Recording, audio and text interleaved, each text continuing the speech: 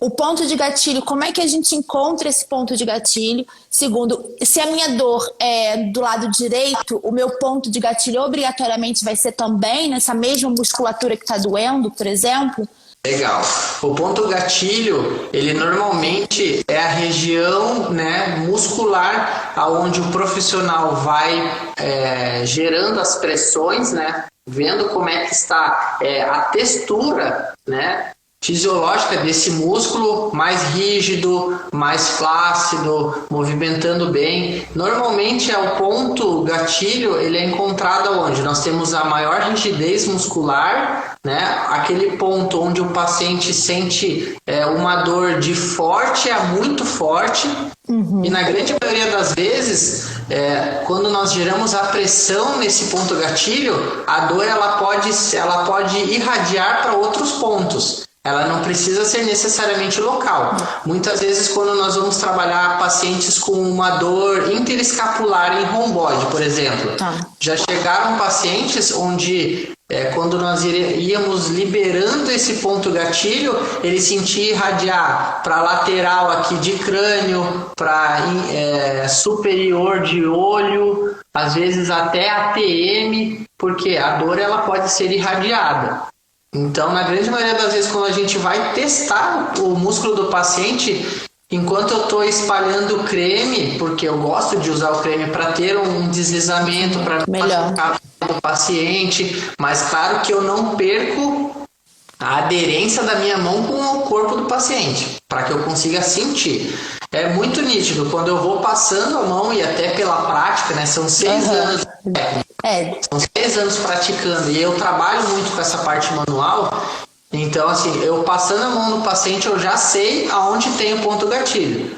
E é engraçado que os pacientes falam: "Ô Luiz, você já acertou de primeira."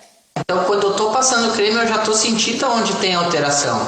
Como é que está o volume do lado esquerdo para o lado direito, como é que o corpo do paciente está desde que ele entrou no consultório.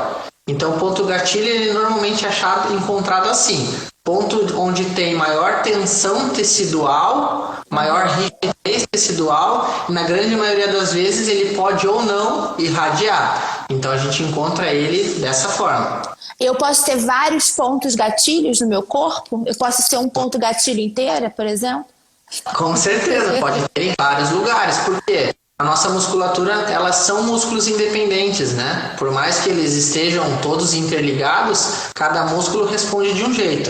Então, se você pode ter, por exemplo, no membro inferior, um ponto gatilho em tibial anterior, um ponto gatilho em gastrocnêmio, um ponto gatilho em posterior de coxa isquiotibial. Pode sim. Depende do que esse atleta ou essa pessoa pratica. Claro que com os esportes praticados, eu já consigo diferenciar onde ele vai ter maior tensão. E na grande maioria das vezes, a gente acerta na mosca. Então, assim, é muito legal, porque atleta de jiu-jitsu, você encontra tensão em um lugar.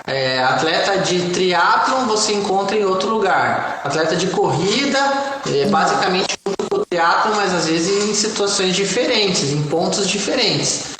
Mas é muito interessante quando a gente encontra esse ponto gatilho, o paciente ele relata na hora. E aí, claro que você precisa dosar qual é a pressão que você vai exercer nesse ponto gatilho.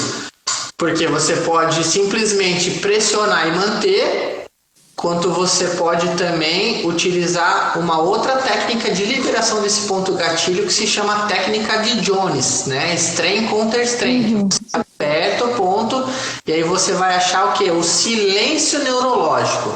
O que é isso? Quando você pressiona o ponto, mantém a pressão.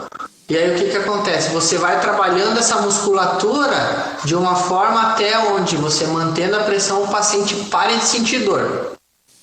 Por exemplo, ele parou de sentir dor. Você mantém por 45 segundos até 1 minuto, depende de qual é a resposta do corpo do paciente, que ele pare completamente de sentir dor. Então, é uma técnica muito legal.